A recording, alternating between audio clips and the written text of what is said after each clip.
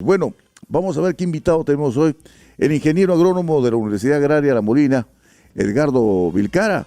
El tema es policultivos. ¿Cuáles son los beneficios de los policultivos?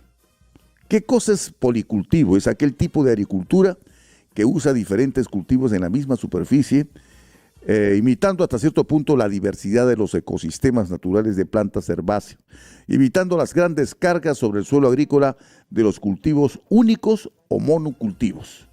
Muy bien. ¿Y cuáles son los beneficios en realidad de estos policultivos? ¿Se aplica mucho en el país? Ingeniero, qué gusto saludarlo. Igualmente, un gusto saludarlo. Muchas gracias por la invitación. ¿Se aplica mucho el policultivo en nuestro país, ingeniero? Pues hoy en día se viene incrementando y de buena medida en realidad, porque tiene en realidad muchos beneficios y esto se va dando pues tanto en costa, sierra y selva. Los ejemplos son muy variados en realidad en ese aspecto. Ya. ¿No? Y sobre todo esto va muy bien con lo que es agricultura orgánica, y la agricultura orgánica o ecológica viene creciendo también a nivel mundial y en nuestro país también. Ya. ¿Es rentable este policultivo? Por supuesto que sí. Parte de las ventajas de este sistema, de este manejo que se da, es el incremento tanto en el rendimiento de los cultivos y o la calidad de los mismos. Y si por ende se puede tener también una certificación de los mismos, tenemos un mejor precio de venta. Ah, caramba, qué interesante. ¿Puede poner un ejemplo, por ejemplo, de policultivo? A ver, podríamos situarnos, vamos a la selva un momento, por ejemplo. Listo, a ver. Allí, verá, en selva, por ejemplo, en muchos casos, ¿no? Se ha hecho deforestaciones. Y esto es un problema también, pues, que estamos enfrentando el calentamiento global. En un sistema, digamos, de deforestación, que se hace una tala, una tumba, una roza, se puede liberar a la atmósfera unas 240 toneladas de CO2. Y eso es un gas, ¿no? Que con efecto invernadero, ¿no? Y el problema que se da es que en muchos de los casos, pues, esta área que ha sido talada y se siembra un cultivo, luego, pues, se repite esa experiencia en otro lado. Entonces, una forma, digamos, de recuperar ese suelo, que, pues, ha quedado de alguna manera bastante empobrecido, esquilmado y demás, es hacer un manejo con una serie de cultivos, ¿sí? Que podría ser, por ejemplo, para recuperar el suelo, una centrosema. Esta es una leguminosa o fabácea que fija nitrógeno atmosférico. Y hoy en día, que se ha encarecido mucho la urea, Sí. creo que funcionaría muy bien en esos casos, ¿no? Por situar un caso, solamente, ¿no? Entonces, las fabáceas lo que hacen es fijar nitrógeno atmosférico y van a enriquecer el suelo. Además, la centrosema hace una especie de colchón que puede tener unos 40, 50 centímetros, ¿no? Y de esta manera protege el suelo de la erosión, ya sea erosión por gotas de lluvia, erosión por viento, radiación solar. Entonces también toda esa cubierta que da esta planta forrajera va también a favorecer todo lo que son macro y microorganismos del suelo, ¿ya? Entonces estos van a poner a disposición también aquellos nutrientes que las plantas requieren. En muchos de los casos se dice, por ejemplo, que en nuestro país el fósforo, no tenemos fósforo, ¿no? Pero fósforo tenemos. El problema es que no está disponible para las plantas. Y son justamente los microorganismos del suelo los que van a ayudar a que estos se vuelvan, pues, disponibles para la planta. Entonces, ahí ya tenemos dos ventajas. La otra ventaja que vamos a tener es que va a ir mejorando también la estructura del suelo, ¿no? Y luego del centrosema ya se pueden hacer aclareos también en el terreno y se puede establecer cacao, se puede establecer guavas, puede establecer tornillo, se puede establecer caoba, ¿no? Que está en peligro de extinción, y también podemos aprovechar incluso para tener crianzas, ¿no? Imagínense que ahí ya tenemos, por ejemplo, ¿no? Cacao, por ejemplo, ponemos café, por ejemplo, ¿ok? Y podemos tener ahí también, por ejemplo, crianza de cuyes en jaulas móviles. Podemos tener un pequeño lote reproductor de un macho por 8 hembras, ¿no? En una jaula que tenga 1,20 m, digamos, a 1,50 m de área total, y sencillamente lo vamos moviendo. Los cuyes van consumiendo todo ese centrosema y van devolviéndonos también el guano de cuy, el cual es uno de los más apreciados también, justamente por los agricultores. Guano de cuy y guano de ovino, por ejemplo. Entonces, acá también tenemos, pues, carne, ¿no? Que es muy nutritiva, justamente, para de alguna manera, pues, favorecer también la alimentación familiar. Y lo mejor de este sistema es que es bastante plástico, lo podemos ir modificando, podemos poner otros cultivos. En este momento también estamos sugiriendo, por ejemplo, poner alpinia, que es una de las plantas tropicales más demandadas. justamente. Ya. Yo he visto el policultivo en el tema de la piscicultura, o sea, de los peces, de la crianza de peces. ¿Ah? Que se usa un espacio con mayor variedad de peces, más especies de peces, se aprovecha el espacio, mayor producción, más ganancias por venta también, ¿no es cierto? Y más posibilidad de alimentación para la familia. Yo lo he visto en peces, ¿no es cierto? Es correcto, y los peces tienen una mejor conversión alimenticia para entregar cantidad de carne. Efectivamente, es muy interesante, ¿no? Ahora, de alguna manera el Estado propicia el policultivo. Bien, en términos generales, he notado que hay mucho interés ahora en lo que son las ferias, ¿no? Para manera de acercar a los productores con los compradores y de alguna manera evitar tanto los intermediarios.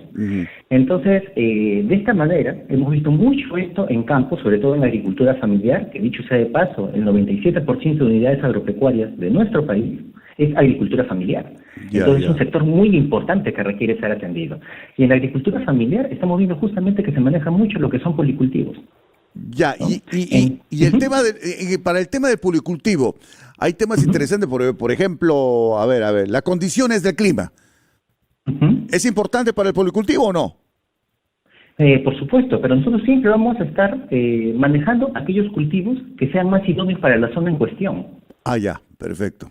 Por supuesto, por ejemplo, si estamos en zona de sierra, seguramente trabajaríamos con Tarwi. El Tarwi es un cultivo nativo, coevolucionado con plagas y enfermedades. Entonces, tenemos que cuidarlo de las malezas, ¿no? Al inicio, los primeros 40 días más o menos, y luego ya la planta se defiende sola. Y también va a fijar nitrógeno atmosférico. Nuevamente, tenemos ahí un fertilizante gratuito, digamos, de esa manera. Ya, correcto. No, está bien, se adapta para, por supuesto, de acuerdo al cultivo que existe en la zona, podemos adaptarlo de acuerdo al tiempo, etcétera, etcétera. Es un buen ejemplo que usted acaba de poner, ¿no? Bien interesante. Sí, en Ecuador han trabajado, mucho, he visto en quinoa, con Darwin, incluso han sido asociados con frijol, maíz o vicia. Entonces es una forma de manejar pues justamente el entorno ambiental a los cultivos que nosotros requerimos. Y digamos también, recordemos que el tarbo es muy alimenticio, compite muy bien con la soya en cuanto a proteínas. Nos decía algo acerca del tema de abono que se debe utilizar, algo que se podría incrementar. Estamos ahorita con el problema del abono que ha subido de precio increíblemente, ¿no es cierto? Entonces, ¿se puede de alguna manera ahorrar o invertir, bajar costos con el policultivo? Sí, por supuesto que sí, porque la ventaja que también tiene el policultivo no solamente que va a aprovechar mejor los nutrientes que tengamos en suelo, sino también el recurso agua, el recurso hídrico. Recordemos que en un policultivo se aprovecha mejor el terreno, el espacio es mejor aprovechado, entonces también la evapotranspiración, la pérdida de agua por calor se reducen. Entonces los cultivos también la aprovechan, ¿no? Entonces también los nutrientes que tenemos en el terreno van a ser mejor aprovechados, porque también cuando se trabaja con policultivos, hay cultivos que tienen una raíz muy superficial, digamos, y otros cultivos que tienen una raíz más profunda. Digamos, por ejemplo, en sierra, cuando se hace una asociación forrajera, digamos, se trabaja, por ejemplo, podríamos trabajar con trébol rojo, trébol blanco, y ryegrass inglés y ryegrass italiano. Los tréboles justamente tienen una raíz, pues, típicamente más profunda, ¿no? Que el ryegrass es un poco más superficial en ese aspecto. Claro. Los tréboles van a fijar nitrógeno atmosférico porque son de la familia de las fabáceas, ¿no? Y los ryegrasses van a aprovechar ese nitrógeno atmosférico, ¿ok? Y van a hacer un establecimiento impresionante que va a competir también muy bien con lo que son malezas, por ejemplo, ¿no? Entonces ahí reducimos gastos en desmalezamiento. Claro. Además de eso, también le estamos dando al ganado un alimento más balanceado. Mire, en grosso modo, cuando se trabaja, por ejemplo, la capacidad de soporte de los pastizales es de media vaca por hectárea al año. Media vaca. Requeriríamos 2 hectáreas para mantener una vaca. Pero cuando se trabaja con estos cultivos forrajeros asociados, podemos elevarlo a 2,5 o 3 vacas por hectárea, por ejemplo. Caramba. No es que es más.